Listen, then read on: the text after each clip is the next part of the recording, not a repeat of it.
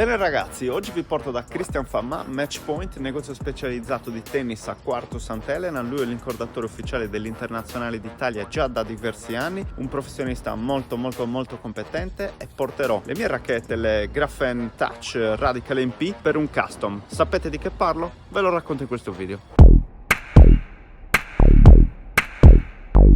Allora, siamo qui dentro Match Point, qua è l'uomo Match Point, Cristian Famà, per fare un lavoro di... Cosa dobbiamo fare? Allora, dobbiamo capire innanzitutto cosa vuoi. Cosa vuole il cliente? Inizialmente qui abbiamo 3 racchette, guardate così sono uguali, ma poi andremo a vedere che effettivamente Uguale di uguale c'è ben poco, se non il colore e il telaio in sé. Di quello che cambia sono ovviamente peso, bilanciamento e inerzia. Sono 3 dati sui quali noi possiamo lavorare. Un dato sulla quale noi non possiamo lavorare assolutamente è la rigidità. Quindi primo step, le misuriamo tutte, tracciamo quelle che sono le loro specifiche e poi decidiamo. E poi vediamo, deciderò io che strada prendere.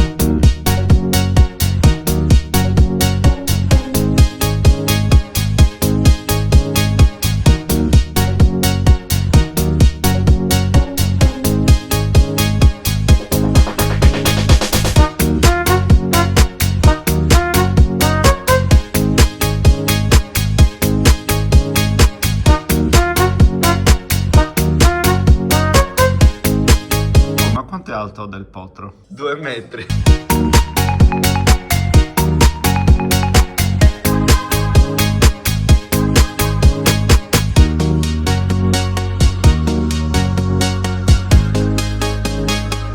L'esigenza qual è? Che le racchette di fabbrica non escono tutte uguali. Nel momento in cui tu hai magari una coppia di racchette, in questo caso addirittura 3, può essere che una abbia una differenza dall'altra addirittura di più o meno 7 grammi. Quindi tu potresti avere una più 7, una meno 7, magari hai 14 grammi per assurdo di differenza, e chiaramente 2 racchette di quella differenza giocano completamente in maniera diversa nel momento in cui le metti in campo. Quindi facciamo un match delle specifiche. Un matching se prendiamo una racchetta come riferimento e la seconda la portiamo uguale a quella prima. Un tuning se andiamo a prendere 3 racchette. Quindi questo è un tuning, non è un matching. Vediamo perché sono racchette preparate. tu mi dici che hai una racchetta preferita rispetto alle altre 2 e le specifiche della tua racchetta preferita sono riportabili sulle altre 2, stiamo facendo un matching. Però se per esempio la racchetta a te preferita pesa, faccio un esempio, 300 grammi e le altre 2 ne pesano 302, 303, non possiamo togliere peso a queste 2 racchette e quindi dovremmo prendere delle specifiche che a te magari sono più gradite e cercare di portarle tutte e 3 a quelle specifiche in base a quello che poi abbiamo in mano. E c'è da lavorare. C'è da lavorare.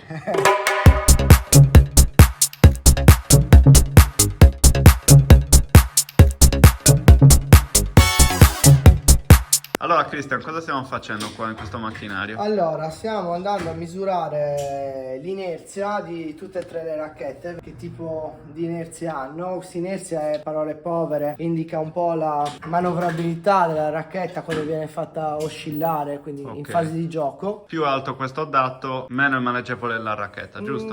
Allora, non è detto, perché una racchetta può avere un bilanciamento basso ma un'inerzia alta. E noi prendiamo una racchetta che è bilanciata a 32 e che pesa 300 grammi, può avere un'inerzia di 305, faccio un esempio. Questa racchetta è bilanciata a 32 e ha il peso concentrato al centro della racchetta.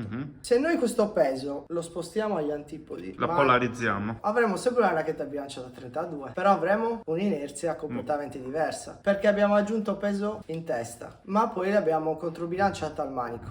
Il peso e il bilanciamento non cambia l'inerzia. Avere peso qua rende una racchetta completamente diversa a livello di manovrabilità rispetto a avere peso agli antipodi, quindi per quello si misura anche l'inerzia, perché peso e bilanciamento non bastano. Possiamo avere 2 racchette con peso e bilanciamento uguale ma inerzia totalmente diversa, perché dipende molto da come viene distribuito il peso lungo tutta la racchetta. Allora, questi sono i dati e le rilevazioni di ciascuna delle 3 racchette. Abbiamo peso, bilanciamento, swing weight, dati diversi per tutte e 3 le racchette. Quindi Christian, alla base di questo che succede? Alla base di questo adesso tocca a te dirmi cosa devo fare, quindi... Tu mi dici quello che devo fare, io lo faccio. Sì, esatto. Leggendo i dati che abbiamo rilevato, abbiamo la racchetta numero 3, che è quella che inizialmente io ti avevo già customizzato tempo fa. Cioè prendere di riferimento la racchetta che da oggi è la tua preferita, che è la numero 3. Piombo sotto il bumper che io ti avevo messo quando la racchetta era nuova, mai stata incordata. Quindi da quello che io vedo qua, sto matching prendendo di riferimento la racchetta numero 3.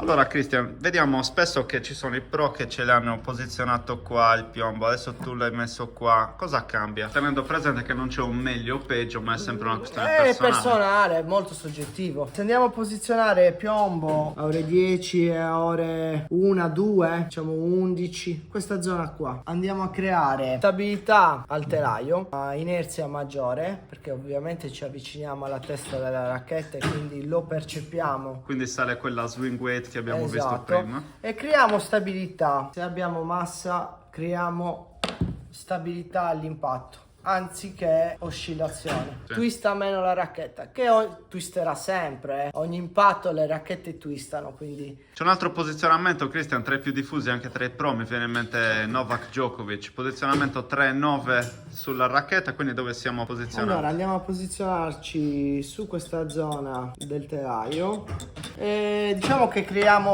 generiamo più spin, perché allarghiamo un pochettino il centro utile, e riferendoci e basandoci su quello che dicevo prima sulla distribuzione della massa. Più c'è massa in queste zone nelle zone varie del telaio, più andiamo a creare stabilità, e in questo caso andiamo a generare più spin. C'è il punto centrale. Andiamo proprio a ore 12. Questo è un punto dove è il punto massimo dove genera più inerzia, il punto più alto, più estremo della racchetta. Come ti spacchi il tendine della spalla, diciamo.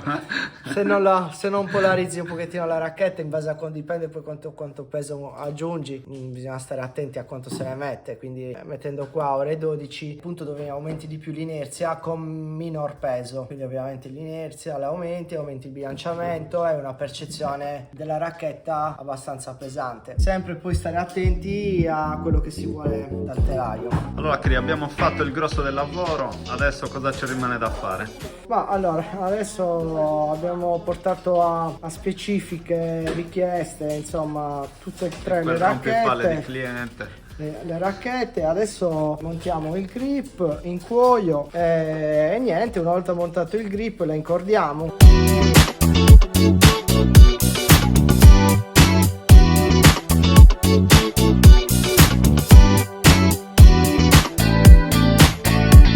Racchetta incordata, cosa stiamo facendo adesso? Allora, stiamo misurando la tensione dinamica della racchetta, che risulta 34. un 34. Cosa significa allora? Allora, significa che... Noi abbiamo incordato a 21. Perché 34 non vuol dire 34 kg, non ho il braccio bionico. 34, poi c'è una conversione che l'ERT ci dà, nel senso che 34 dynamic tension su un piatto corde può essere da un 95 a un 105, corrisponde a 22,5 kg. Ovviamente la tensione dinamica è superiore a quello che poi è la tensione programmata sulla macchina. Varia in base alla corda, varia in base al telaio.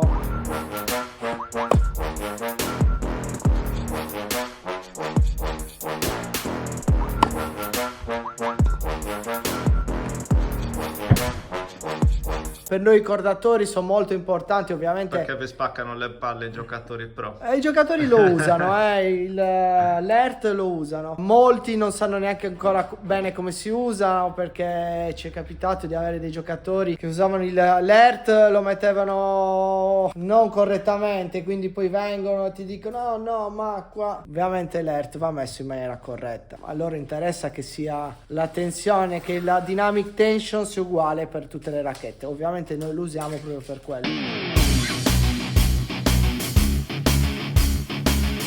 E siamo arrivati a conclusione. Christian ha fatto un ottimo lavoro, l'ho provata sul campo, funziona da Dio, e quindi la domanda per voi è: avete già messo in conto di fare questo tipo di operazione per i vostri telai? Dopotutto si tratta di ottimizzare il vostro gioco, evitare di passare da un telaio all'altro che magari è totalmente differente, che vi dà delle sensazioni differenti, che vi permette magari di non raggiungere in realtà il vostro massimo potenziale. Quindi se non l'avete ancora fatto, io vi consiglio di farlo, e se siete in zona Cagliari fatelo con Christian, perché è un ottimo professionista. Se invece l'avete già fatto, ditemi qui sotto che tipo di custom avete fatto, fino a che livello di profondità siete andati, che racchette utilizzate e quant'altro. Condividiamo queste informazioni qui sotto nei commenti. E se vi è piaciuto questo video, mi raccomando, un bel mi piace e iscrivetevi al canale. Nei prossimi giorni pubblicherò la prova sul campo, la recensione del telaio customizzato, la Head Graph & Touch Radical MP, così da condividere con voi in meglio anche le sensazioni che ho avuto.